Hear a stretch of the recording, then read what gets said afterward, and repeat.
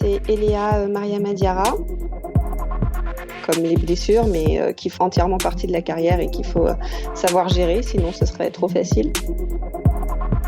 Pour nous, les sportifs, c'est comme si c'était demain. Des Olympiades, ça se prépare suivant les sports 1, 2 ou 4 ans à l'avance. On nous donne toujours la parole au moment des résultats, au moment des championnats. Mais je pense que finalement, est-ce que tout le cheminement avant ne serait pas aussi, voire plus intéressant ? Ce rapport qu'on peut avoir en fait entre l'ombre et la lumière. Salut les sportifs, je suis Hermano et je suis vraiment enchanté de vous recevoir pour ce nouveau podcast que l'on va appeler Dans les vestiaires. Comme son nom ne l'indique peut-être pas, ce podcast va se concentrer sur le financement des carrières des sportifs. Nous allons détailler avec nos invités comment est-ce que l'on finance une carrière de sportif, que l'on soit professionnel, que l'on soit amateur ou même que l'on soit une de ces petites mains qui va aider les sportifs à s'en sortir ou même des organisateurs, enfin toutes ces personnes qui font le sport. À mes côtés, j'aurai la chance d'avoir pour certains épisodes l'ami Barthélémy qui est aussi le producteur d'un podcast que j'apprécie énormément qui s'appelle Extraterrien. Barthélémy vous propose à travers son podcast Extraterrien de comprendre les mécanismes que les sportifs mettent en place pour réussir dans leur carrière. Pour ouvrir le premier casier de ce vestiaire, j'ai eu l'énorme chance d'échanger avec Eléa Mariama Diarra qui va nous en dire un petit peu plus sur elle mais aussi sur sa carrière et je la remercie énormément parce qu'elle a été la première à répondre présente. Elle s'est livrée avec beaucoup de sincérité. On a même dû déplorer des problèmes techniques et vous l'entendrez dans le courant de cette interview. Nous avons dû ajuster un petit peu la qualité de l'enregistrement parce que nous avons dû enregistrer en 2 fois. Alors ce que je vous propose, c'est d'écouter dans un premier temps l'interview que nous avons enregistrée dans un second temps et puis vers 27 minutes, vous entendrez que la qualité sonore change un peu. Là, on revient sur la première interview qu'on avait eu l'occasion de faire, mais il me tenait absolument à cœur de vous partager dans un seul et même épisode ces 2 interviews. Eléa s'est rendue disponible pour vous, pour partager avec vous ces éléments qui la constituent et comment est-ce qu'elle a pu financer sa carrière de sportif de haut niveau jusqu'à présent. Également parce qu'on y a abordé des sujets qui parfois sont un petit peu différents et il me semblait très important que tous ces éléments soient partagés. Juste avant d'ouvrir le premier casier de ce vestiaire et de vous laisser découvrir la magnifique interview que nous avons réalisée avec Barthélémy, je vous invite à aller sur Apple Podcast et à nous laisser un commentaire et évidemment une note 5 étoiles. Barthélémy le rappelle souvent, vous le savez, un exploit ne se réalise jamais seul. À l'instar des sportives et des sportifs de haut niveau qui s'entourent d'une équipe compétente pour les aider à atteindre leur objectif, eh bien nous avons de grandes ambitions avec ce podcast. La première étant bien entendu de vous faire comprendre, d'évangéliser le commun des mortels sur le fait que la carrière de sportif de haut niveau, c'est un combat du quotidien. C'est quelque chose qui se travaille chaque jour, qu'un sportif de haut niveau n'est pas forcément professionnel des médias. Même si les plus grands sont très heureux, financent très bien leur carrière, la majorité des sportifs de haut niveau, et vous l'entendrez avec cette interview d'Eléa, se bat chaque jour pour obtenir un financement. Si vous pouviez nous aider en notant ce podcast, en le faisant connaître par le plus grand nombre, en parlant avec vos amis, votre famille, vos voisins, eh bien on aurait déjà gagné un premier combat. Si vous souhaitez nous recommander des sportifs, eh bien sachez que ce podcast est présent sur tous les réseaux sociaux. On vous met tous les liens en description de cet épisode ainsi que tous les liens pour pouvoir joindre notre invité. Sur ce, je vous embrasse, je vous laisse avec cette superbe interview. Salut les sportifs! Salut les sportifs, bienvenue sur ce premier épisode du podcast Dans les vestiaires et comme son nom ne l'indique peut-être pas, le sujet principal va être le financement des carrières des sportifs de haut niveau. Et pour commencer cette série, nous avons la chance d'avoir Eléa Mariama Diarra. Eléa, on va te laisser le micro dans quelques minutes pour te présenter, mais juste avant de passer à notre invité, je voudrais présenter mon co-animateur, à savoir Barthélémy. Salut Bart. Salut Hermano, écoute, merci beaucoup de m'avoir proposé de co-animer ce super podcast avec toi. Et pour les auditeurs qui ne me connaissent pas encore, j'anime un podcast qui s'appelle Extraterrien et dans lequel j'interviewe des athlètes de haut niveau pour leur demander un petit peu de raconter leurs histoires et leur demander de dévoiler un petit peu leurs secrets pour atteindre le haut niveau justement. Merci Bart. Et effectivement, si nos auditeurs ne connaissent pas encore, je les invite à se brancher tout de suite sur le podcast Extraterrien. De toute façon, on mettra tous les raccourcis, tous les liens dans les notes de l'épisode parce que c'est vraiment un podcast très inspirant et je suis honoré que tu acceptes de co-animer avec moi cette série de podcasts. Et bien, comme je le disais en introduction, ce que je vous propose, c'est de donner tout de suite le micro à notre invité. On a dit, tu t'appelles Eléa, mais peut-être que tu peux nous en dire plus sur toi, qui tu es, quel âge tu as, qu'est-ce que tu fais dans la vie? Oui, bonjour d'abord Hermano, bonjour Barthélémy, merci de m'avoir invité sur ce podcast. Donc moi, comme tu l'as dit, c'est Eléa Mariama Diarra. Je suis athlète de haut niveau, je suis en équipe de France d'athlétisme.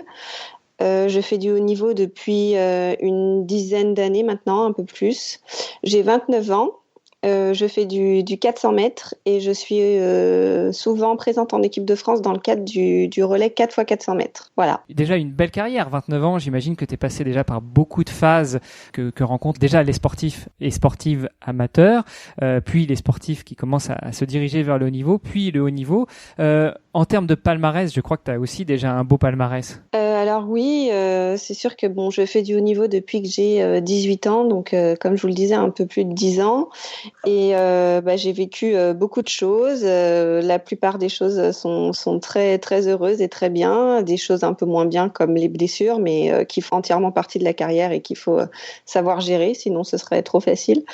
En termes de palmarès, j'ai été 2 fois championne de France élite sur 400 mètres. La première fois en 2011 à Albi, et puis la deuxième fois en 2017 à Marseille. Dans le relais du 4x400 mètres, on a été de nombreuses fois, non, on a été plusieurs fois vice-championne d'Europe. On a été championne d'Europe en salle en 2015 à Prague. Au dernier championnat d'Europe qui était en 2018 à Berlin, on a terminé 2e également et on avait fait 4e aussi en 2017 au championnat du monde, cette fois-ci à Londres. Très beau palmarès en individuel et en équipe, c'est magnifique. Oui, je me plains pas, c'est plutôt pas mal. Après, il y a toujours encore quelques petites frustrations, mais c'est ce qui fait aussi qu'on continue encore à 29 ans pour essayer d'atteindre encore les derniers objectifs qu'on n'a pas réussi à atteindre. Alors justement, tu parles d'objectifs que tu n'as pas forcément réussi à atteindre. Je crois que en cette année 2020 qui arrive à grands pas, il y a un gros objectif vers lequel tous les coureurs de l'équipe de France s'engagent. Oui, tout à fait. Donc on est en année olympique, on est en 2020. C'est les Jeux olympiques de Tokyo qui auront lieu en juillet, donc dans 7 mois maintenant. C'est vraiment tout près. Les gens ne s'en rendent pas encore compte, le grand public si je puis dire, parce que 7 mois ça paraît encore loin, il y a encore pas mal de choses à passer avant, mais pour nous, les sportifs, c'est comme si c'était demain. Des Olympiades, ça se prépare suivant les sports 1, 2 ou 4 ans à l'avance.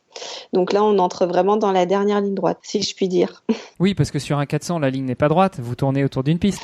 Oui, c'est ça, mais on a la dernière ligne droite qui est la plus difficile, celle où il faut être endurant, serrer les dents et ne pas craquer. Est-ce que tu as déjà eu l'occasion de courir sur des pistes anglaises ? Alors, moi, je sais que j'en ai une ici à Luxembourg et c'est un peu déroutant les premières fois parce que ce sont des pistes de 333 mètres.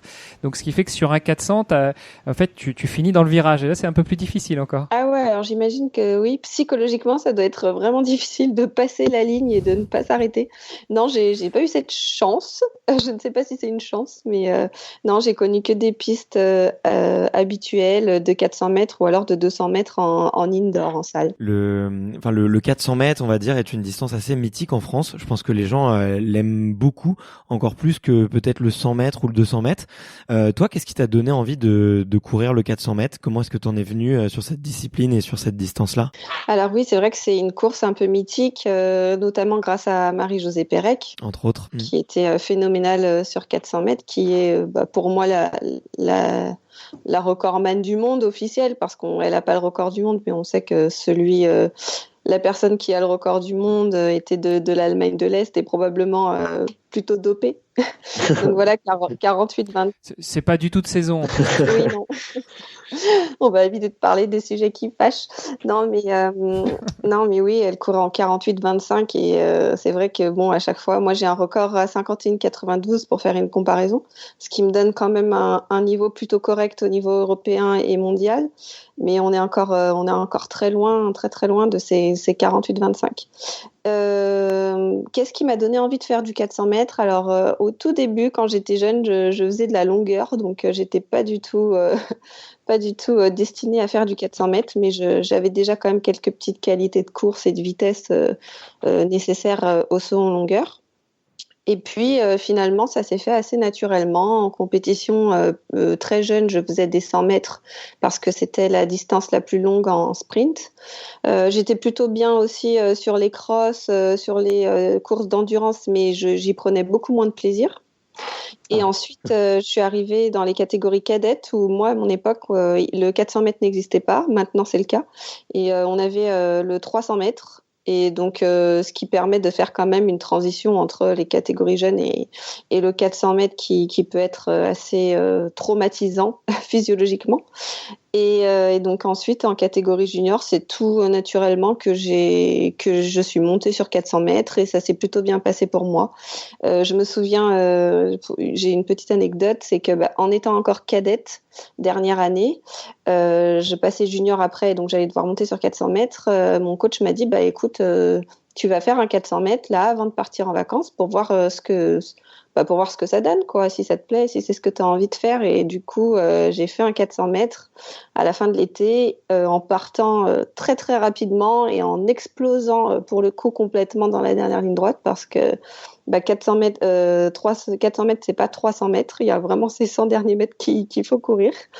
Et à la fin, je suis restée peut-être 20 minutes au sol en étant très mal et très fatiguée parce que voilà, j'avais vraiment tout donné.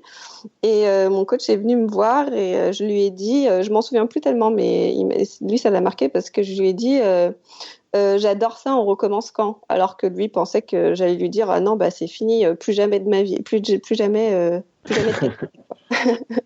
Donc voilà. C'est tellement fréquent ce genre d'anecdotes sur les sports surtout d'endurance que j'ai eu l'occasion de pratiquer comme l'Ironman. Le nombre de copains qui montent sur ce genre de distance et qui te disent en passant la ligne, plus, et ils finissent même pas leur phrase, et bon allez, le prochain. Oui, voilà, bon. c'est ça. C'est ça. Une fois passé la douleur, on va dire, on se rend compte qu'on a quand même pris vachement de plaisir sur la course. C'est une course intéressante où il peut se passer plein de choses finalement. Il y a différentes phases et je pense que c'est ça qui est intéressant. Il y a aussi cet aspect un petit peu tactique. Puisque tous les 400 mètres ne se courent pas de la même manière. Il y en a qui partent très vite, il y en a qui partent moins vite, etc. Et c'est ça que je trouve très intéressant. Je crois qu'on l'a déjà vu d'ailleurs, enfin on l'a bien vu dernièrement au dernier championnat du monde. Il y a des 400 mètres qui étaient impressionnants, qui partaient très lentement et qui explosaient sur la fin. Enfin au sein même de la même compétition, ils se couraient pas tous de la même façon. Oui, tout à fait. Oui, chacun a sa technique qui l'ajuste, j'imagine, en fonction de ses qualités. Il y en a qui ont plus de qualité de sprint, il y en a qui ont plus de qualité d'endurance. Donc le schéma s'adapte. En tout cas, on sent bien la passion qui t'anime dans ce sport. Tu nous as expliqué un petit peu comment est-ce que tu étais passé de la longueur aux 400 mètres. Peut-être que tu peux nous en dire aussi un peu plus sur ce moment, ce déclic qui a fait que tu es passé d'une jeune sportive à une sportive amateur et que tu t'es dirigée vers le haut niveau. Alors, il y a eu plusieurs déclics. J'imagine qu'en fait, pour moi, l'accès au haut niveau, pour une personne entre guillemets normale comme moi qui au départ avait pas du tout prévu de faire du haut niveau, c'est des petites marches en fait qu'on gravit et qui nous donnent envie d'atteindre la suivante. La première, c'était ma qualification en cadette pour la première fois au championnat de France. Qui n'est pas rien. Pour la première fois, je voyais ce qu'était un grand championnat pour moi, un championnat national. Et du coup, mon premier championnat s'est très mal passé. J'ai fini avant-dernière parce que j'étais très stressée, etc. Et je me suis dit, l'année prochaine, je et ce sera pas pour être aussi mauvaise. Et du coup, l'année d'après, j'y suis revenue et j'ai fait 3e, j'ai fait un podium. Donc voilà, ça a été le premier petit déclic. Il y a eu ma première sélection aussi en junior 2 à 18 ans en équipe de France. C'était pour un match junior au Maroc. Donc là, première fois que je porte le maillot de l'équipe de France, c'est pareil, ça marque et on se dit qu'on entre encore dans un autre niveau. Et forcément, ça nous plaît, donc on a envie d'y. Et enfin, il y a eu ma première victoire au championnat de France élite, donc là alors que j'étais encore espoir, qui est les championnats de France toutes catégories confondues, et du coup qui a enchaîné sur ma première sélection en équipe de France senior, cette fois-ci chez les grands, dans le relais 4x400 mètres. Voilà, c'est les trois gros déclics qui m'ont doucement basculer vers le haut niveau et qui ont fait que de plus en plus j'ai voulu m'impliquer et faire passer le sport en premier. Génial. Et du coup, on voit que tu as vraiment eu une progression continue et que tu as pas forcément brûlé les étapes comme ça peut arriver assez souvent, je trouve, en athlétisme. Est-ce que ça a été aussi un petit peu, on va dire, cette progression vraiment étape par étape? Est-ce que ça a aussi été une progression pour toi au niveau de ta vie plus personnelle? Parce qu'on sait que des fois, la transition peut être un petit peu dure entre effectivement le jeune lycéen ou la jeune lycéenne qui est un enfant ou une étudiante un peu comme tout le monde à un sportif de haut niveau qui doit s'astreindre à une vie et une routine un petit peu plus stricte et on va dire plus dirigée vers des objectifs sportifs. Oui, c'est sûr. Alors, je pense que moi, j'ai eu beaucoup de chance à ce niveau-là. Il y a plusieurs paramètres qui entrent en compte. Il y a le fait que j'ai toujours gardé le même entraîneur, donc c'est quelqu'un qui me connaît parfaitement et qui ne m'a jamais non plus surentraîné. Parce qu'il y a des jeunes qui sont surentraînés et du coup qui ont du mal ensuite à progresser, ça crée une frustration et je suis restée dans mon cocon avec les gens que je connaissais, avec ma famille proche, mes amis, ce qui a fait aussi que et puis en faisant aussi j'avais mes études aussi dans ma ville donc j'ai pas eu besoin non plus de bouger pour ça. Donc finalement j'avais mes routines, tout était bien cadré pour moi chez moi. Et ça, c'est important, surtout quand ça va pas, quand ça va bien et qu'on est loin des siens, de son cadre familial ou amical, c'est pas très grave. Mais dès qu'on commence à avoir des coups de moins bien, ça peut être plus compliqué. Donc voilà. Et puis j'ai aussi fait des choix en termes d'études qui m'ont toujours permis d'allier le sport de haut niveau et les études. J'ai choisi mes cursus et c'est pas des cursus qui étaient aménagés au départ. J'ai fait en premier après le bac un DUT technique de commercialisation qui devait se faire en 2 ans et qui ne devait pas être aménagé. J'ai demandé à l'aménager. J'ai demandé un rendez-vous avec la direction. J'ai expliqué mon projet, etc. Ils ont été super réceptifs et j'ai pu le passer en 3 ans au lieu de 2 ans, par exemple. Et ça, c'est des choses qui aident forcément à progresser. Et on voit que effectivement, il y a des horaires qui sont pas tout à fait aménagés. Toi, ça a été assez facile d'obtenir justement ces changements. Est-ce que toi, en tant que sportif de haut niveau, tu as été bien reçu par les gens qui étaient à l'organisation du cursus universitaire? Alors, sur les 3 écoles que j'ai faites durant ma scolarité post-bac, 2 fois sur 3, j'ai été vraiment très bien reçue et je pense que quand on explique aux gens et quand on montre à quel point on est passionné et déterminé, on peut être que bien reçu finalement. Il y a une fois où ça s'est un peu moins bien passé, où l'école était un peu moins réceptive, mais elle m'a quand même permis d'aménager un peu mes horaires. Donc je pense que c'est tout à fait possible. D'accord. Alors là, tu nous parles de tes études qui en général permettent d'accéder à un emploi et donc à une rémunération. Si on parlait de la partie qui va être le core business de ce podcast, la rémunération des sportifs de haut niveau, comment est-ce que quand tu as décidé de switcher vers le statut de sportif de haut niveau, tu as envisagé de financer ta carrière? Alors dans un premier cas, quand j'étais étudiante, parce que moi, je voulais absolument poursuivre mes études. J'ai eu c'est mes parents qui me soutenaient, tout simplement. J'ai eu beaucoup de chance qu'ils acceptent aussi le fait que je fasse du haut niveau, que je puisse pas avoir un job étudiant à côté pour subvenir à mes besoins. Et c'est eux qui m'aidaient. J'avais de la chance de rester dans ma ville, donc je restais chez eux. J'avais pas de loyer, par exemple, à charge. J'étais chez mes parents. Mais pour tout ce qui était dépenses du quotidien, c'est eux qui ont assuré pendant un bon moment. Ensuite, après mes études, j'ai terminé mes études fin 2016. Je les ai quand même bien fait durer, j'ai bien aménagé les choses. Tu avais quel âge à ce moment-là? Du coup, tu avais 26 ans, c'est ça? 26 ans, oui, tout à fait. J'ai eu mon master à 26 ans. J'ai essayé de commencer à trouver des moyens pour devenir indépendante de mes parents parce que à 26 ans, le fait de toujours être au crochet de ses parents, ça commence à peser. Ça me pesait déjà depuis un moment. Donc, on essaye de trouver des solutions. C'est là que j'ai commencé à me tourner un peu vers la recherche de partenaires, le sponsoring. Et ensuite, depuis 2017, on est aussi aidé par la Fédération française d'athlétisme puisqu'on a eu de bons résultats dans le cadre du relais 4x400 mètres. On est salarié à mi-temps. Et du coup, je reçois un salaire donc qui est 600 € par mois, la moitié d'un SMIC par mois, donc ce qui n'est pas énorme, mais qui permet quand même d'avoir un apport tous les mois et qui est très important, un minimum de stabilité financière, si je puis dire, parce que le problème avec la recherche de partenaires, c'est que on ne sait pas quand ça va tomber, on ne sait pas combien. C'est un peu compliqué pour gérer des dépenses quotidiennes et des charges qui tombent tous les mois, quoi. Et encore, je trouve que tu es relativement chanceuse. Alors effectivement, c'est de la chance qui est provoquée parce que tu as un très beau palmarès et tu as fait des beaux résultats, mais que la fédération puisse te soutenir, parce que je crois savoir que c'est pas forcément le cas de tous les sportifs de haut niveau français, et même au sein de l'athlétisme, il y a quand même beaucoup d'étapes à franchir, beaucoup de résultats à faire pour pouvoir obtenir un soutien.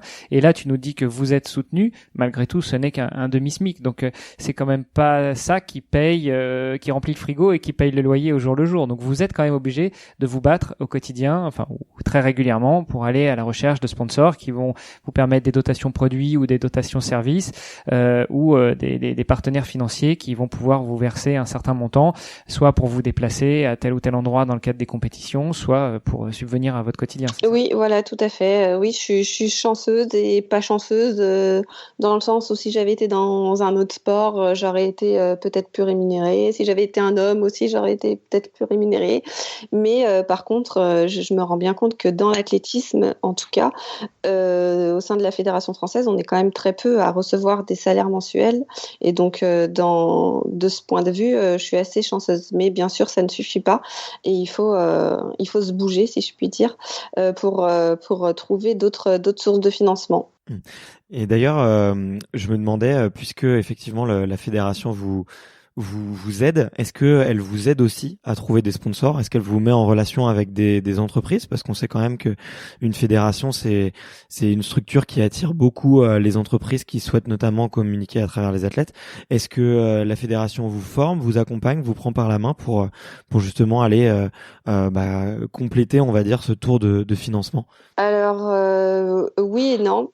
La fédération a à disposition des contrats d'image. Ce qu'on appelle des contrats d'image, c'est des contrats avec des entreprises, où l'athlète signe avec une entreprise un contrat d'image. Donc il ne travaillera pas vraiment pour l'entreprise. Il aura quelques jours de présence à faire dans l'année, mais voilà, c'est surtout de la représentation.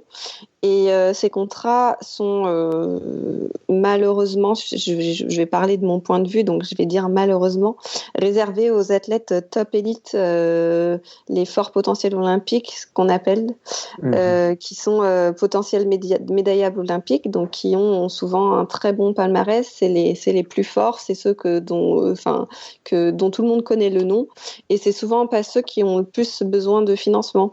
Ouais, c'est plutôt la couche en dessous, juste en dessous, qui est nous, qui sommes à un bon niveau, qui en termes d'investissement, on est pareil que ces athlètes, mais en termes de revenus, on est beaucoup moins soutenus. Et du coup, c'est vrai que c'est dommage à ce niveau-là. C'est vrai que tu mets en lumière un petit paradoxe, c'est que d'un côté, il y a des sportifs qui ont en fait tout simplement déjà assez de renommée pour trouver des revenus, on va dire, un petit peu par eux-mêmes, et qui sont déjà accompagnés, alors que vous, à l'inverse, peut-être parce que vous manquez un tout petit peu de lumière et de notoriété, on vous accompagne pas plus, quoi. Tout à fait. Après, oui, c'est le jeu, hein. C'est un cercle vertueux ou un cercle vicieux. À nous de le transformer du bon côté. Hermano, tu voulais rebondir là-dessus? En fait, moi, après, je voulais rebondir sur la suite, c'est-à-dire, tu nous as dit qu'effectivement, au quotidien, c'est difficile, que tu as fait de longues études, enfin, des études que, en plus, tu as prolongées parce que tu as pu aménager ton temps pour aller sur des spots d'entraînement, enfin, pour t'entraîner dur et pour aller sur des compétitions. Est-ce que, malgré tout, et surtout à 29 ans, tu as déjà un peu plus de maturité que les petits jeunes, tu as une visibilité sur la suite? Comment est-ce que tu envisages ta reconversion, si reconversion il y a? y a, enfin reconversion il y aura. Et oui, comment est-ce que tu l'envisages? Est-ce que tu imagines que tu auras un train de vie qui sera autre que celui du sportif de haut niveau? Alors oui, reconversion il y aura parce que on est obligé. J'y ai beaucoup pensé dans les dernières années là, et j'essaye d'y penser de moins en moins en fait parce que les fois où j'y ai pensé, moi je me vois plutôt justement dans l'entrepreneuriat. Parce que je me dis que ça peut être, ça va bien avec ma personnalité et ça peut être une continuité du sport de haut niveau, puisque finalement c'est un peu les mêmes qualités qu'il faut. On se fixe des objectifs relativement élevés, avec un risque de ne pas y arriver, mais on met tous les moyens en place pour l'atteindre. Et donc, il y a beaucoup de similitudes. Après, forcément, quand on commence à réfléchir à des projets de création d'entreprise, c'est quelque chose qui nous prend la tête, entre guillemets, et c'est de l'énergie que je déplace, que je devrais avoir dans mon entraînement, et de la concentration que je devrais avoir dans mon entraînement, et pas ailleurs en fait. C'est vraiment deux gros projets, je pense. Enfin, je dis pas que c'est pas possible de faire les deux correctement. Certains ils sont peut-être arrivés, mais moi je pense qu'il faut faire les choses dans l'ordre. Et voilà, les 2-3 fois où j'ai où j'ai eu des idées, des choses concrètes, et ben ça commençait à embrayer sur des choses que j'allais pas pouvoir assumer au niveau de mon emploi du temps, etc. Donc voilà, pour l'instant, j'ai des idées, mais elles sont rangées dans une petite boîte tout au fond de mon cerveau. Et aussi parce que tout simplement, j'ai pas envie de passer justement à côté de mes dernières années de carrière, parce que j'ai voulu brûler les étapes. J'ai envie d'être à 100% dans le moment présent pour profiter des derniers moments. Voilà. C'est très intéressant ce que tu dis. Alors déjà, j'en profite pour faire un clin d'œil à Bart, parce que c'est vrai que sur les différents épisodes du podcast qu'il a pu enregistrer d'Extraterrien, souvent quand tu interviews des sportifs de haut niveau ou d'anciens sportifs de haut niveau, on sent bien cette résilience du sportif qui ne lâche rien, qui va jusqu'au bout et qui souvent se transforme en chef d'entreprise et qui vit la même chose. Et je pense que ça résonne très bien ce que tu dis, Eléa, avec ces interviews que fait Bart. En gros, ce que tu nous dis, Eléa, si je comprends bien, c'est que non seulement tu veux donner 100% de ta concentration pour ton sport, mais en plus tu veux éviter cette frustration de te dire mince, si je pouvais, j'irais, mais là c'est pas le bon moment. Oui, voilà, c'est ça. C'est que le pire, c'est que j'ai des opportunités. Des fois, j'ai des gens qui me disent tiens, si ça t'intéresse.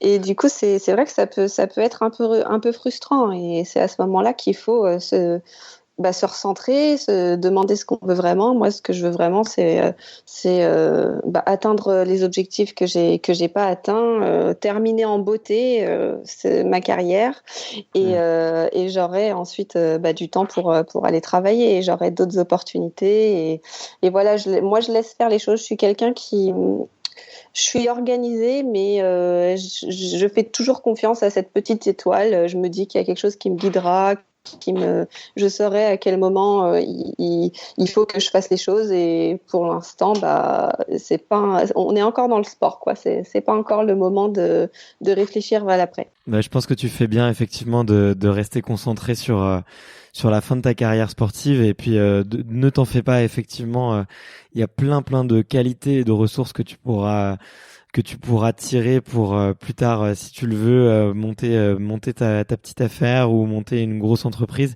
Il y a vraiment beaucoup de choses.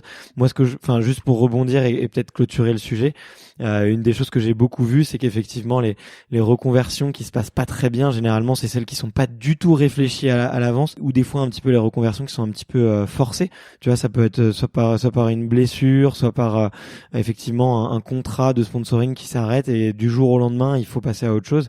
Mais en tout cas, toi, t'as l'air d'être très consciente de tout ça, donc je me fais aucun souci pour toi. Je voulais justement rebondir un petit peu par rapport à ça. Il y a eu aucun moment où tu t'es justement dit plutôt que d'aller chercher des sponsors, est-ce que ça vaudrait pas mieux finalement que je fasse un peu les choses moi-même et que soit je sais pas, tu puisses trouver un travail, monter un groupe d'entraînement, faire du coaching. Ça t'est jamais effleuré l'idée de plutôt que de dépendre un peu des entreprises, de pouvoir toi avoir une source de financement qui soit autre? Alors si, ça m'a traversé l'esprit, hein, bien sûr. J'ai tenté de travailler à mi-temps. Pour ne pas avoir à dépendre des entreprises, mais c'était compliqué au niveau de la récupération, etc. Parce que moi, je suis une athlète plutôt fragile. Je me blesse assez facilement et du coup, j'ai vraiment besoin d'être athlète à temps plein et de pas faire quelque chose à côté parce que quand on fait quelque chose à côté, on a tout à fait le temps de s'entraîner.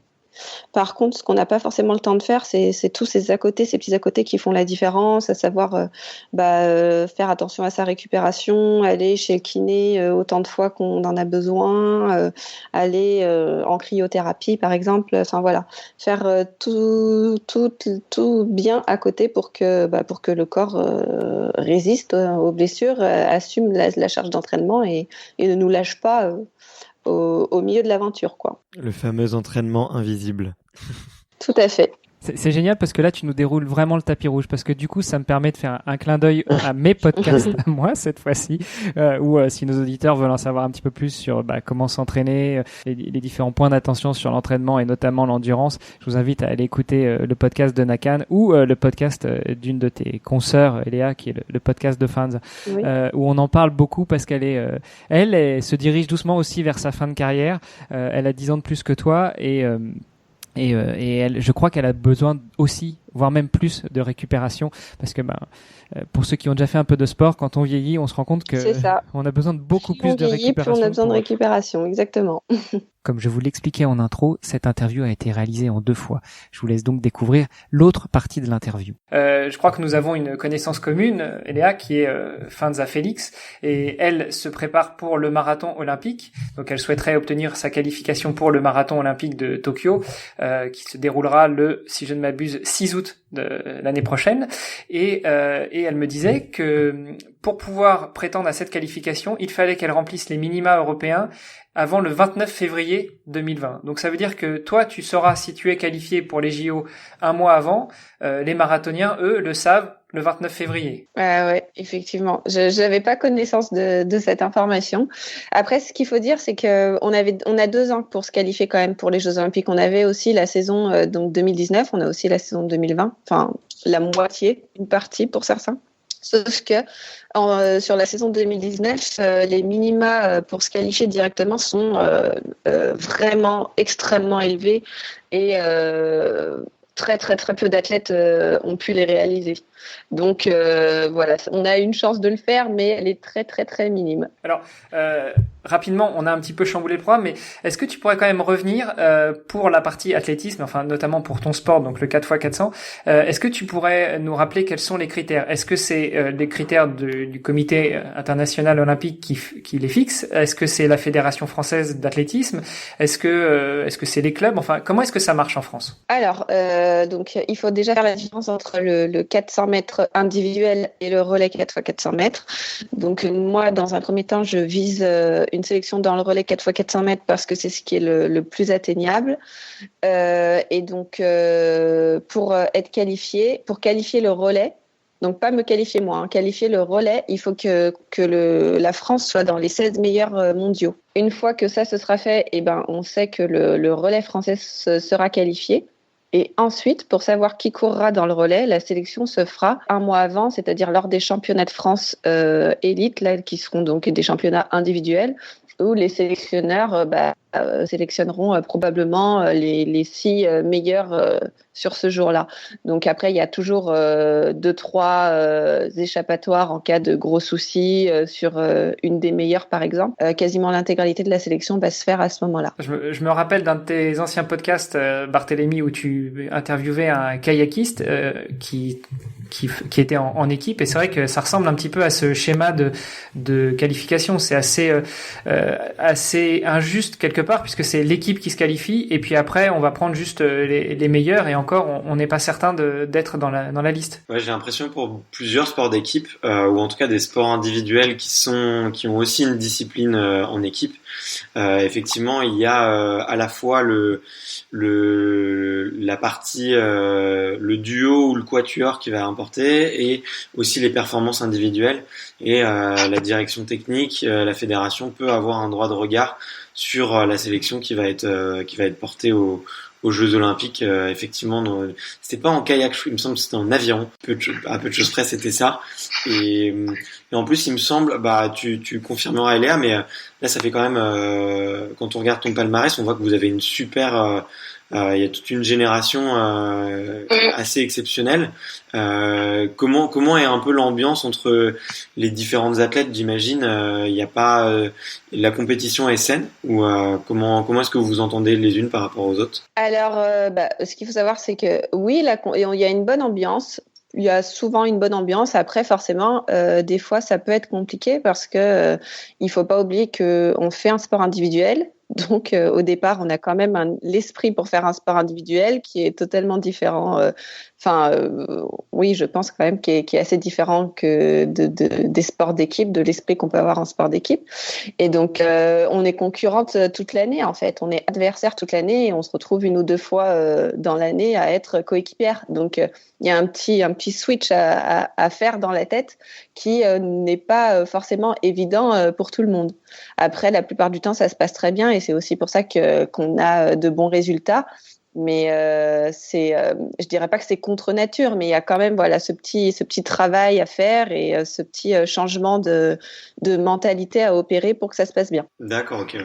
Donc j'imagine que il y a un petit passage et une adaptation. Et par rapport effectivement à la qualification aux Jeux Olympiques, il n'y a pas de spécialement si vous êtes qualifié en équipe, vous êtes obligatoirement qualifié en individuel. Ah non, pas du tout. Non. C'est souvent arrivé qu'il y ait que le relais qualifié et aucune individuelle. C'est ce qu'on nous reproche entre guillemets justement dans cette génération dont tu parlais. Souvent les journalistes nous disent c'est assez fou parce que ces filles elles sont pas dans le top niveau mondial en individuel, elles ont un peu du mal à exister, ce qui est plus ou moins vrai, suivant les coureuses. Mais quand on est en équipe, on arrive toujours à se transcender et à faire des choses très bonnes. Mais on n'est pas forcément qualifié pour l'individuel, même assez peu souvent finalement. Alors une question justement, parce que l'objectif de ce podcast c'est quand même de parler du financement de la carrière des sportifs de haut niveau. Vu que tu parles de participer en équipe, donc au relais, aussi bien en individuel mais aussi en relais, est-ce que du coup vous allez chercher des sponsors uniquement en individuel ou vous allez aussi chercher des partenaires qui vont participer à l'équipe? Alors non, ça c'est trop compliqué. Les partenaires qui nous soutiennent, qui soutiennent l'équipe, ça peut être que la fédération ou le sponsor de la fédération. Mais sinon, chacune des athlètes a ses obligations, a ses propres partenaires, a ses propres sponsors, et ce serait pas possible. Donc c'est pour le coup.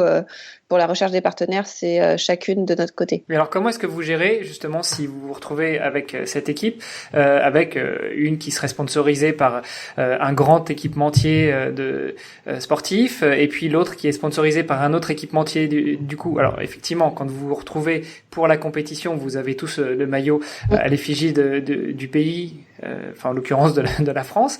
Mais si vous êtes sponsorisé par plusieurs équipementiers différents, comment est-ce que vous gérez ça au quotidien?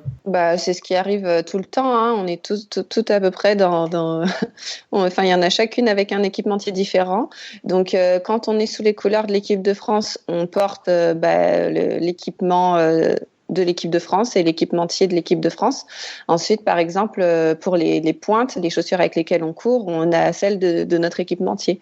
Donc, c'est là qu'on peut mettre en valeur notre équipementier. Il y a des petites astuces, mais quand on voit des athlètes champions du monde posés avec leurs pointes autour du cou, par exemple, qu'ils accrochent avec les lacets autour du cou. C'est pas juste comme ça, c'est bien vu avec l'équipementier pour afficher l'équipementier. Voilà, c'est des petites choses comme ça sur lesquelles on peut les représenter, et ce qui est normal aussi parce que c'est eux qui nous soutiennent financièrement toute l'année.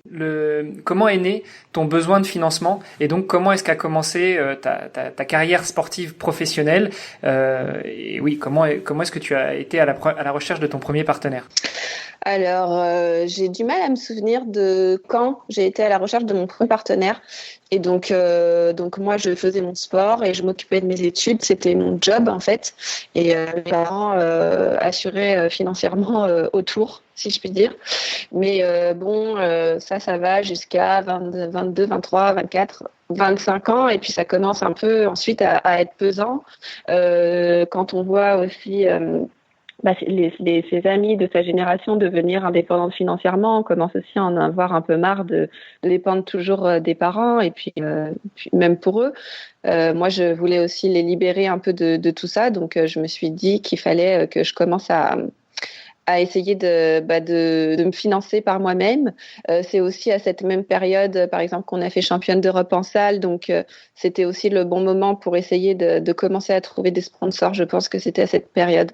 Et c'est là que j'ai commencé à me lancer, à essayer de cibler d'abord des entreprises qui pouvaient potentiellement être intéressées, puis à rédiger des mails, les envoyer, etc., à entrer un peu dans la prospection. Alors, il y a pas mal de sportifs, en tout cas français, qui arrivent à obtenir des jobs avec soit des grandes entreprises, soit les administrations françaises. Je pense à EDF, Engie, l'armée ou autres. Enfin, est-ce que ça t'était venu à l'idée, ou éventuellement est-ce qu'on te l'a proposé, ou pour les mêmes raisons que tu as évoquées, c'est quelque chose que tu as balayé tout de suite?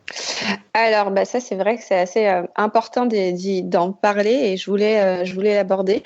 En prospectant, moi, j'étais tombée sur une de ces entreprises qui sont censées accueillir des sportifs de haut niveau. Le but, c'est de signer des contrats d'image et de les dégager à 100%. Donc, ils viennent dans l'entreprise une fois de temps en temps, voir les collaborateurs, etc., afficher le partenariat, si je puis dire, mais ils ne travaillent quasiment jamais dans l'entreprise, ou assez rarement, que quelques jours dans l'année. Et donc, le patron, le chef d'entreprise, était très intéressé par mon projet. Mais il m'a dit il faut voir avec la fédération, parce que c'est elle qui fixe les modalités d'accès à ce type de contrat.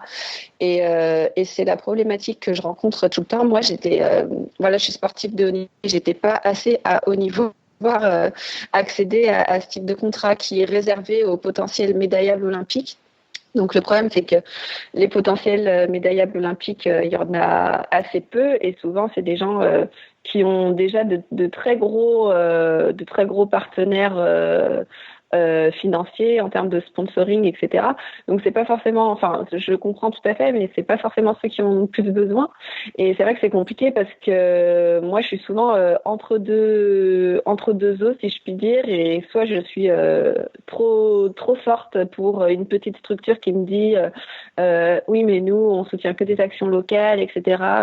C'est de l'international, ça ne nous intéresse pas. Ou pas assez forte quand on me dit oui, mais ça, c'est des postes qui sont réservés aux potentiels médaillables, etc.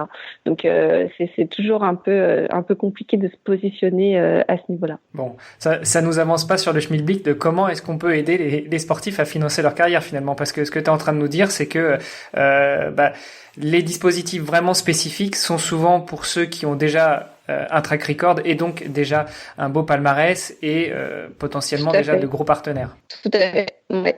Après, c'est bien qu'il soit soutenu, mais c'est vrai qu'il y a la couche du dessous qui a beaucoup plus de mal, pour le coup, à trouver des partenaires, et c'est pourtant on va aux Jeux Olympiques, on fait quand même de bons résultats, mais malheureusement, on est beaucoup moins soutenu.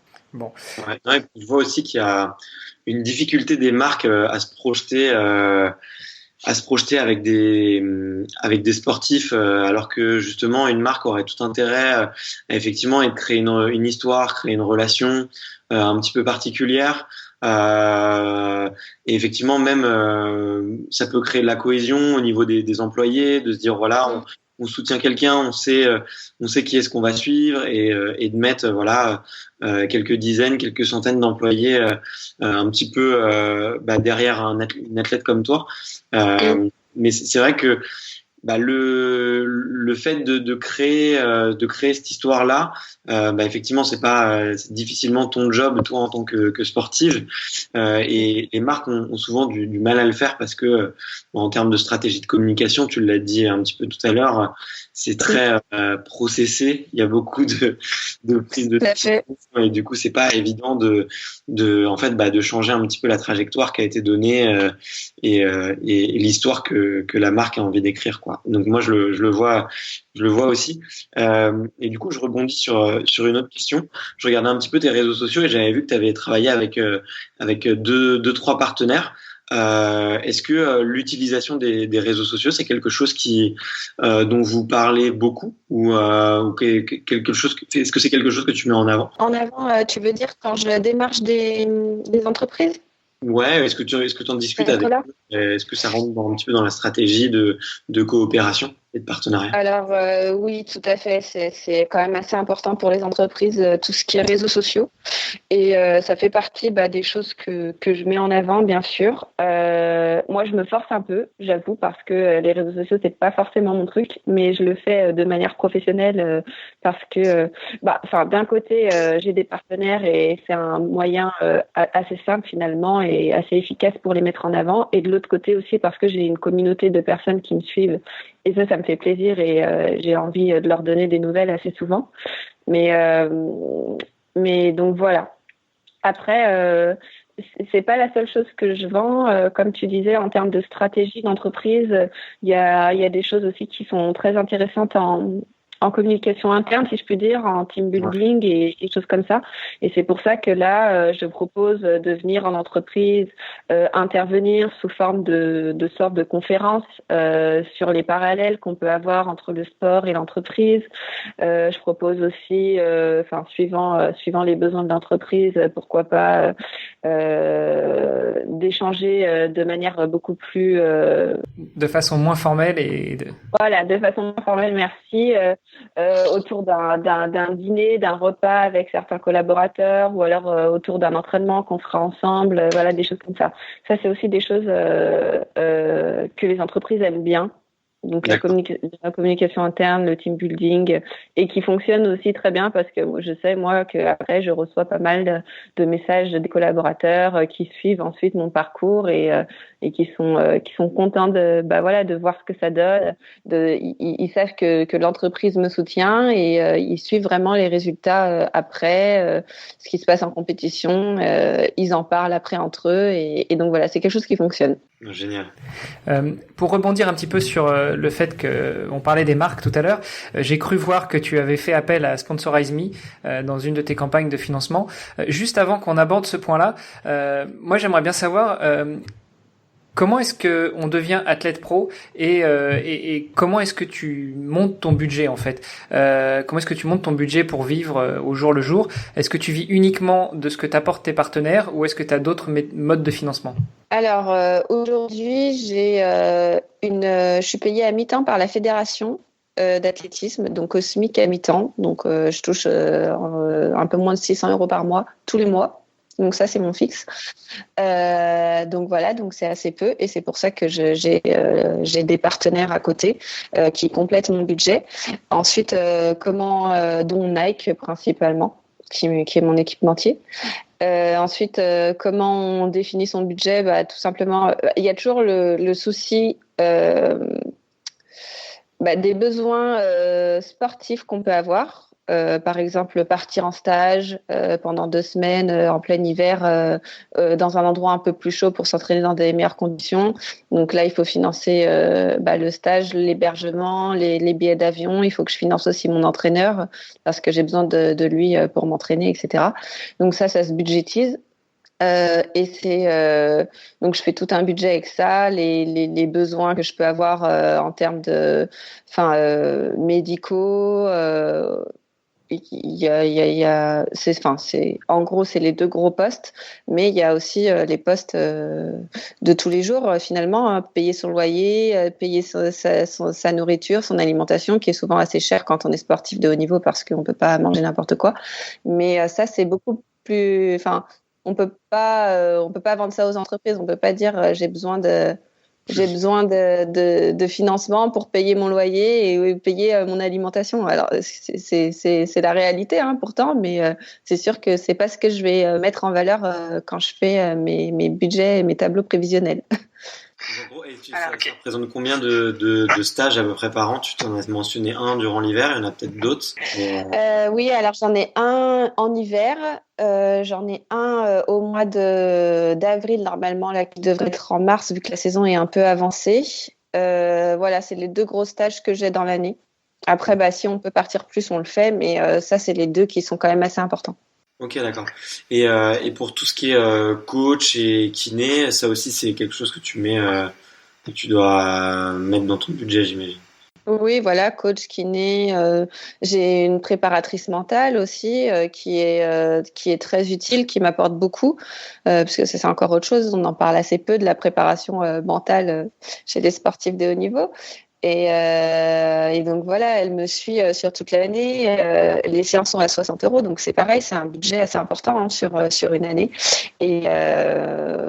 Et ça c'est quelque chose que je peux mettre en valeur dans mes budgets, par exemple. C'est quelque chose qui s'entend. Mais enfin voilà, il faut avoir conscience de tous les à côté, de tous les besoins financiers au quotidien qu'on peut avoir. J'ai un véhicule, il faut que je paye l'assurance, il faut que je paye l'essence, je fais des déplacements, etc. Donc voilà quoi, les dépenses quotidiennes. Voilà, le quotidien des sportifs, et on le dira jamais assez, les sportifs sont simplement des gens normaux comme tout le monde, et on a, enfin vous les sportifs de haut niveau, vous avez aussi les mêmes besoins et les mêmes charges en plus des charges qui sont liées à votre métier. Quand on travaille en entreprise, on s'en rend peut-être pas compte parce qu'on arrive le matin, on fait notre job, on repart le soir et à la fin du mois on touche un chèque ou on reçoit un virement. Pour les sportifs de haut niveau, il faut aussi assumer les structures qui sont derrière.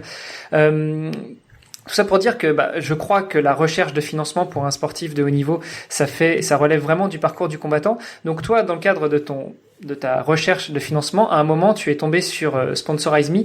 Est-ce que tu peux nous en dire un peu plus et nous expliquer comment se déroule la campagne de financement participatif avec cette entreprise? Alors oui, moi j'avais vu que Sponsorize Me avait mis en place des campagnes de financement.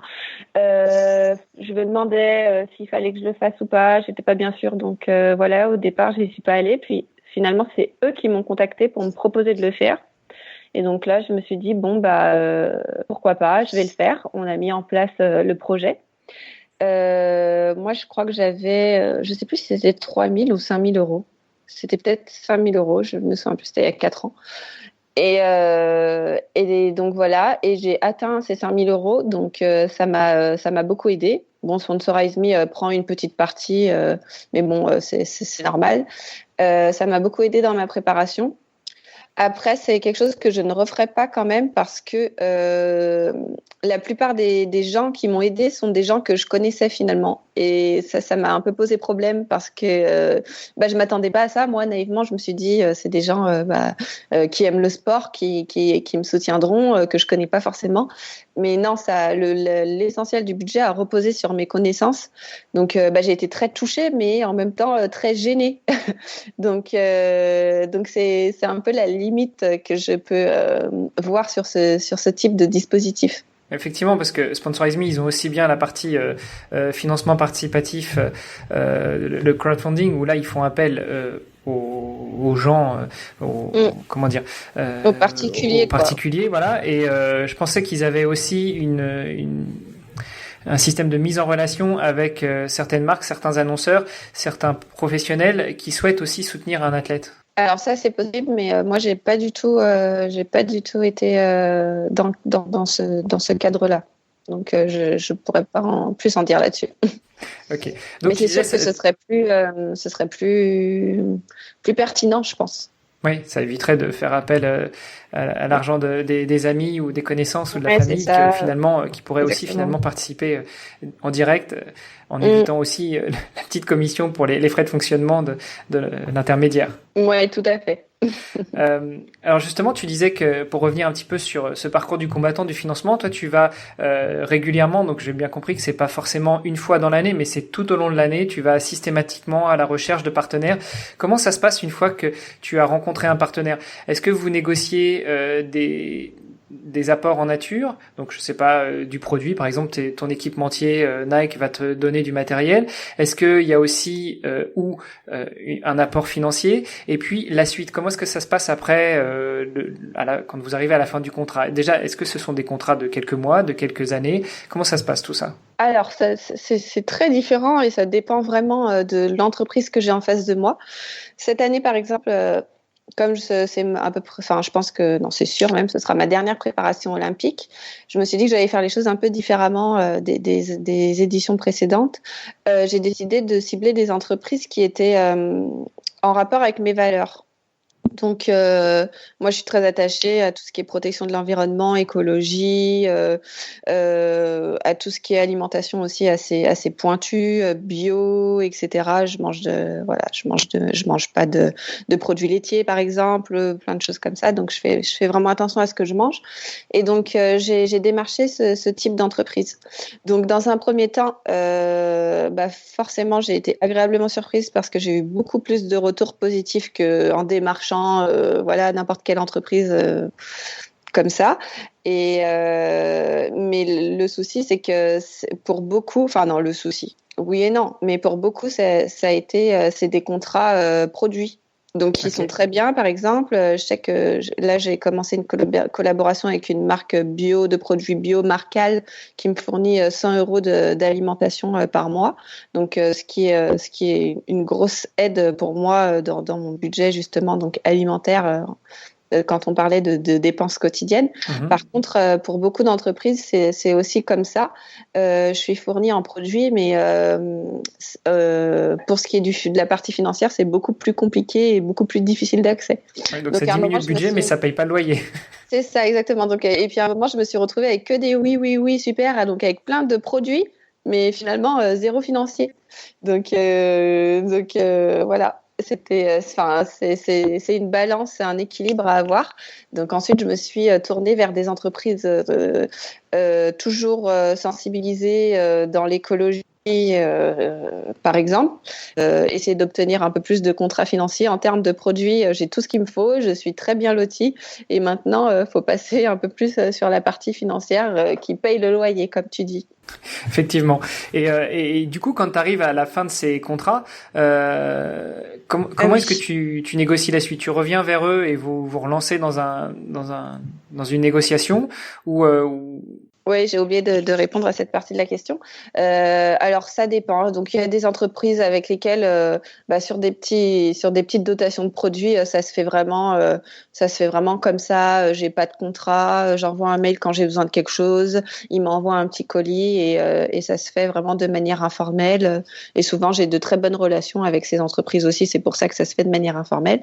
Quand c'est des plus grosses entreprises, que c'est des dotations plus importantes ou du financier, là souvent il y a des petits contrats qui sont faits, mais c'est vraiment pas du tout de lourds contrats ou très compliqués, c'est juste histoire de formaliser les choses, et c'est souvent sur une saison, et c'est reconductible sur chaque saison en fonction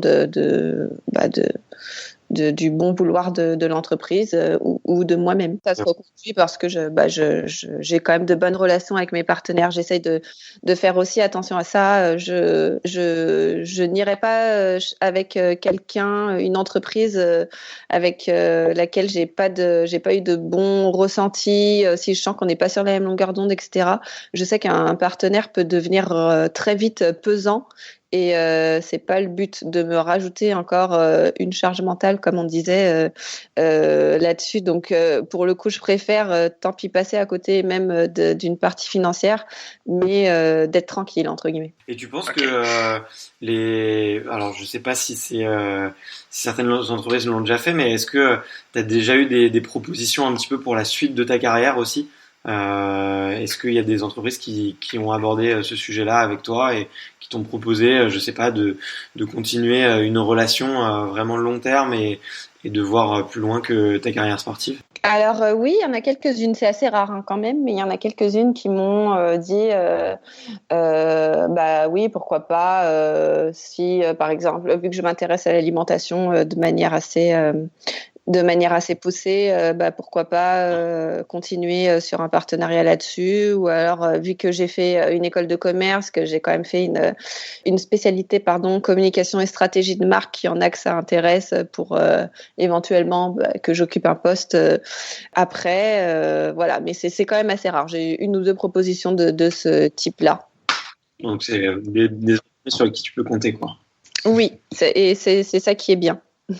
J'essaye d'éviter quand même les one-shot quand je sens que l'entreprise, c'est juste sur une fois, donner une somme. Enfin, pour moi, ce qui fonctionne vraiment, c'est quand il y a un minimum de relations sincères, entre guillemets, entre l'entreprise et le sponsorisé, entre guillemets. Ouais. Voilà. Donc du coup, tu es presque en train de dire que ta reconversion se passera très certainement mieux que ta recherche de sponsor actuelle pour continuer à être athlète professionnel. Alors, je ne sais pas, parce que je ne sais pas encore comment s'écrira ma reconversion, mais c'est possible, effectivement, oui. C'est possible. C'est vrai que tu nous as dit que tu étais toute seule dans cette recherche, mais je voulais savoir si la Fédé un peu vous donnait des cours ou vous accompagnait un petit peu par rapport à ça. Et je pose une deuxième question dans cette question-là. Est-ce que vous vous donnez des tips entre athlètes, justement, parce que c'est un sujet que vous devez tous et toutes traiter, et du coup, est-ce que vous en parlez entre vous?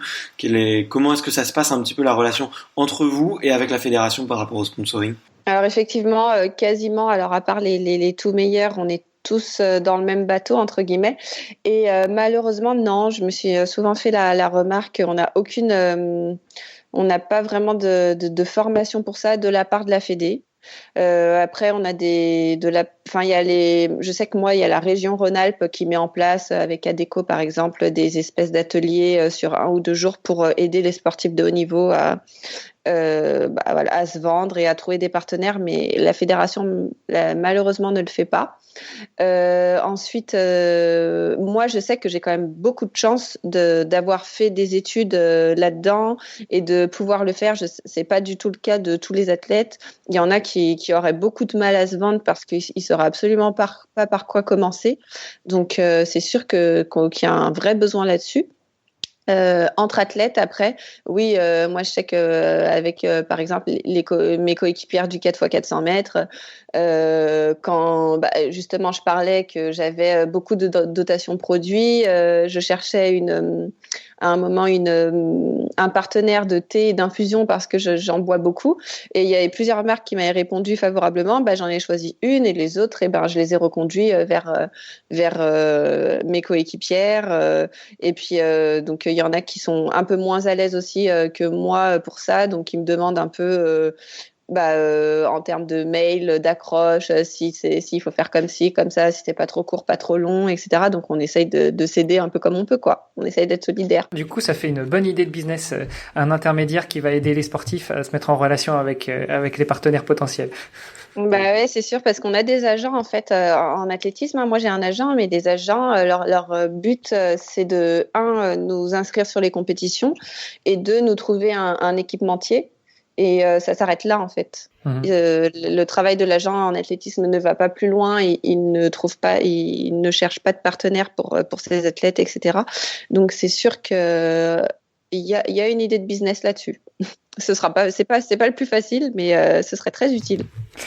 Bon, je note. On peut parler des plateformes. Je vais pas citer les noms parce que c'est pas l'objet ici de leur faire de la pub, mais des plateformes qui te mettent justement en relation avec des entreprises, mais c'est plutôt pour faire de la conférence et de la prise de parole. Ouais, alors moi je me suis inscrite dessus. J'ai pas eu de retour ensuite. Donc voilà. Après, je suis pas hyper proactive sur le côté conférence et tout ça, parce que c'est quand même quelque chose qui demande beaucoup de travail. J'ai pas forcément le temps de m'y mettre à 100%. Donc voilà. Je pense que si j'étais peut-être un peu plus active là-dessus, j'arriverais à décrocher deux, trois clients. mais voilà, j'ai pas forcément le temps de le développer, donc je le cherche pas plus que ça. Ouais, puis tu l'as bien dit, la relation est pas la même. Hein. C'est des clients et toi qui es du coup presque pour eux. Tu connais des sportifs qui utilisent ces plateformes? J'ai vu que sur les sites internet, il y avait des sportifs que je connaissais, mais ça fait un moment, donc je me souviens pas. Et pour qui ça marche bien, non. Enfin, je j'ai pas là de sportifs à ma connaissance qui font régulièrement des conférences. Alors, je pense que, enfin, moi personnellement, j'aurais encore des milliers de questions à te poser, Léa. Est-ce que malgré tout, comme le temps file, tu avais quelques points, quelques sujets que tu aurais voulu aborder qu'on n'a pas abordé? Ouais, juste un dernier. Ce rapport qu'on peut avoir en fait entre l'ombre et la lumière qui est assez auquel il faut s'habituer. Je trouve ça assez marrant, assez intéressant. Et bon, après, ce qui est bien, c'est que ça permet de garder les pieds sur terre. Mais surtout les années olympiques, il y a un énorme contraste en fait entre toute la préparation qu'on fait finalement dans le noir, en essayant de chercher, de se démener pour chercher des partenaires, en essayant de taper à toutes les portes, etc., sans avoir énormément de reconnaissance. Et le moment où on est finalement, ça y est, on est qualifié, on est aux Jeux Olympiques. Et là, c'est toutes les lumières sur nous. Aux Jeux Olympiques, tout est fait pour nous. On reçoit des cadeaux à longueur de journée pendant 15 jours par toutes les marques possibles et inimaginables. Tous les médias s'intéressent à nous. Et du coup, c'est vrai que ça fait un énorme contraste, en fait. On passe constamment de l'ombre à la lumière. C'est un peu ça, je pense, le quotidien de la plupart finalement des sportifs de haut niveau, hormis les très très connus, les mondialement connus. On est toujours en train de jongler entre voilà, ce côté où on n'est pas du tout, on se sent finalement pas du tout soutenu et reconnu, et le côté où quand on fait une bonne place, une bonne performance, un bon résultat, là d'un coup tous les projecteurs sont pour quelque temps, de manière assez éphémère, mais tournés vers nous, quoi. Donc c'est le bon moment où il faut aller à la recherche de partenaires. Donc en gros, quand tu arrives sur une grosse compétition, il faut préparer ton dossier, que tout soit prêt, et limite que tu à la manière de certains commerciaux qui balancent les cartes de visite sur les sur les réseaux de networking, faut faire la même. Ce serait à peu près ça, ouais. Ce serait ce qu'il faudrait faire, mais bon, après, voilà, je me vois mal couper la parole pendant l'interview de Nelson Montfort et dire au fait, je recherche des sponsors. Et puis ensuite, voilà, ce serait un peu maladroit, j'imagine, mais c'est ce qui fonctionnerait, je pense. En même temps, on parlait pas forcément de couper la parole à Nelson Montfort, mais peut-être surfer sur cette vague-là au moment où tous les partenaires potentiels viennent te voir et relancer en rappelant que justement le quotidien d'un sportif de haut niveau, c'est pas toujours d'être sous les feux des projecteurs, et au contraire de chercher à y être, et que pour ça il faut avoir un petit peu de moyens. J'imagine que tu profites aussi un petit peu parce que c'est un peu la récompense de plusieurs années de travail, donc tu vas pas forcément te dire dans les moments où tu savoures un peu. Exactement. Un peu au charbon. Alors, et en plus, c'est la période estivale, donc plus ou moins les vacances, même si vous, au final, vous êtes en décalé. Il y a une euphorie autour de vous qui fait que c'est quand même difficile, j'imagine, de penser à ce genre de choses. Bien sûr, ouais, tout à fait. Comme je le disais, on a beaucoup abusé de ton temps, donc on va arriver sur la toute dernière partie de cette interview. En tout cas, je voulais juste te dire que je note pour ta partie préparation mentale, puisque moi aussi j'ai d'autres podcasts, et notamment le podcast de Nakan. Sur la prochaine saison, on a prévu de faire un épisode spécial sur la préparation mentale. Donc maintenant que j'ai tes coordonnées, si tu veux y assister et donner ton avis, eh bien on t'invitera avec plaisir. Eh ben avec plaisir. J'aimerais lancer cette série de podcasts en la terminant par deux questions. Je vais peut-être poser la première, et puis je laisserai Bart poser la deuxième, parce que c'est le genre de questions qu'il a l'habitude de poser sur son podcast aussi. Allez, la première, si tu pouvais te transformer en petite souris, remonter dans le temps et revenir au tout début où tu envisageais d'être sportif professionnel, et que tu pouvais te donner un ou deux conseils, qu'est-ce que tu te dirais? Alors je me dirais de profiter vraiment de chaque moment, parce que quand on est jeune, on se dit que qu'on a toute notre carrière devant nous, qu'on a une dizaine d'années, que ça va être très long et tout, mais c'est très très très très court, ça passe très très vite. Il y a les saisons blanches avec les blessures aussi, donc des fois on se dit j'ai pas été très bon cette année, tant pis, ce sera l'année prochaine, mais non, on n'est pas sûr que l'année prochaine ça se passe mieux. Donc voilà, ce serait vraiment de profiter intensément de chaque moment. Super. Et du coup, je rebondis avec ma question. Quel est ton plus beau souvenir et est-ce que tu peux nous raconter un petit peu l'émotion que tu as vécue à ce moment-là? Alors, mon plus beau souvenir, je pense que c'est ma victoire au championnat de France élite en 2011 à Albi. Parce que j'avais 21 ans, j'étais très jeune. C'était mes premiers championnats de France élite, donc chez les grands. Avant, j'avais fait que des championnats de France junior ou espoir dans mes catégories. Et donc, c'était l'année où il y avait une très, très grosse génération de coureuses de 400 mètres bien plus fortes que moi. Donc, il y avait Muriel Urtis, Floria Gay, Marie Gaillot, etc. Et donc moi je venais juste pour découvrir l'événement en fait. C'était un premier, c'était juste voilà une première fois chez les grands, donc j'étais toute contente d'être là, etc. En plus ma saison s'était passée de manière un peu terrible. J'ai souvent des gros soucis de tendinite d'Achille, et donc j'ai eu très très mal jusqu'en avril. J'ai pas pu m'entraîner, donc en avril on a failli arrêter la saison. Et finalement ça s'est un peu arrangé dans les derniers mois.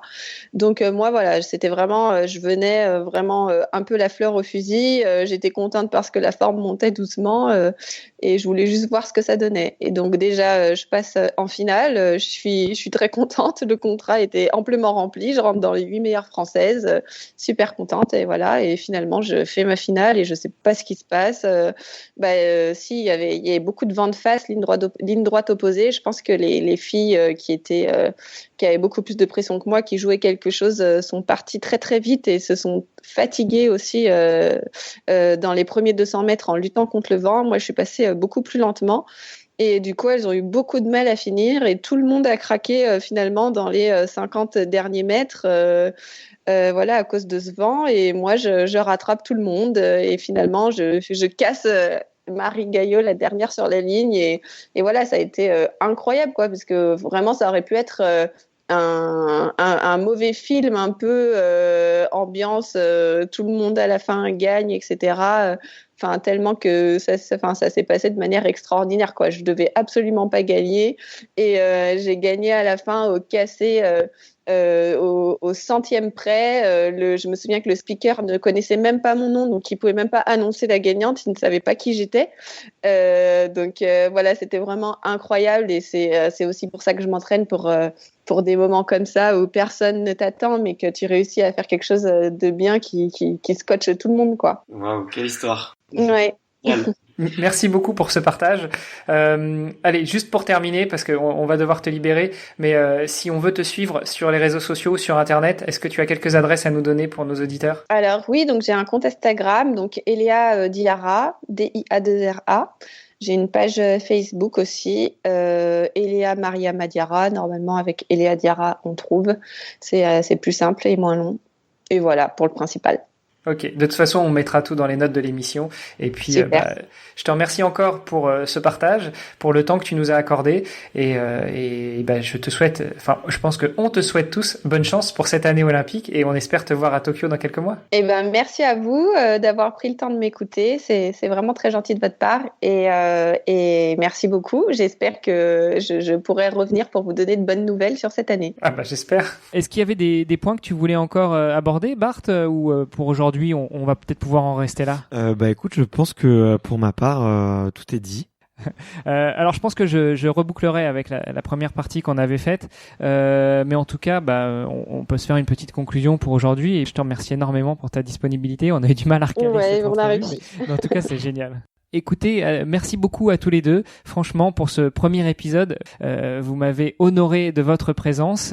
Et puis, parce que la seule chose que je peux rajouter, c'est si vous avez apprécié cet échange, chères auditrices, chers auditeurs, eh bien, allez voir dans les notes de l'émission. On vous mettra tous les liens pour suivre Eléa, pour rentrer en contact avec elle. Je pense que tu n'y verras aucune objection, non, Eléa. Au contraire. Et puis, surtout, n'hésitez pas à la soutenir dans cette année olympique, que ce soit par le biais de ses réseaux, en lui envoyant un petit coucou, et puis évidemment en suivant toute ton actualité. Merci beaucoup à tous les deux de m'avoir donné la parole.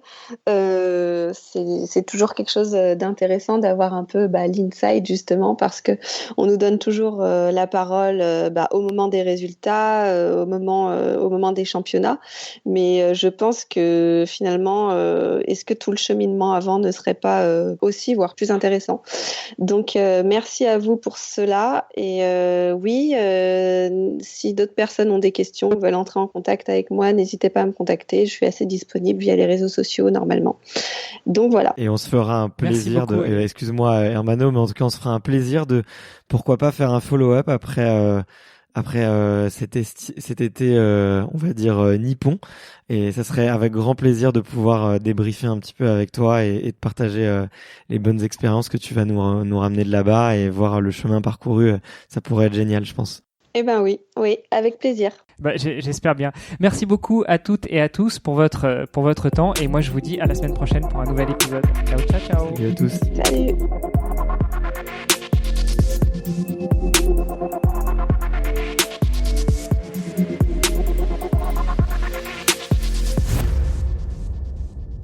Félicitations, vous êtes toujours là après plus d'1 heure d'écoute. Encore une fois, si vous pouviez nous rendre un petit service et aller sur Apple Podcast, laisser un commentaire et une notation, évidemment du 5 étoiles. Je compte sur vous et je vous dis à la semaine prochaine pour un nouvel épisode. Salut les sportifs!